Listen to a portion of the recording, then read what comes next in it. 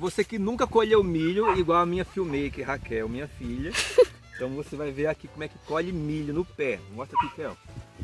Você chega na espiga, no pé, aí se esse cabelinho aqui, ó, tiver seco, é provavelmente o tempo de colher, porque a indicação a dica de que o milho já tá bom para colher é quando esse cabelinho aqui tá seco. Aí você vai abrir a espiga aqui, pode dar um zoom aqui, ó.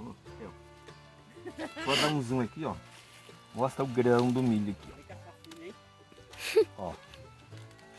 Tá vendo o milho verdinho? Você quebra a espiga.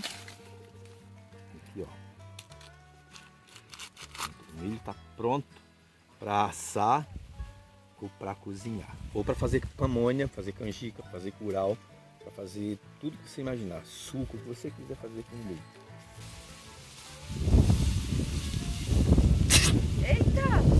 Misericórdia. Este foi o resultado da nossa colheita 2022.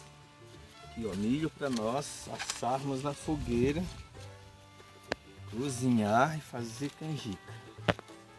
A gente chegou um pouco atrasado, então o milho está quase todo seco. Então já amadureceu, já está secando, já passou do ponto de comer assado e cozido. Mas esse aqui é o suficiente para a gente assar na fogueira hoje.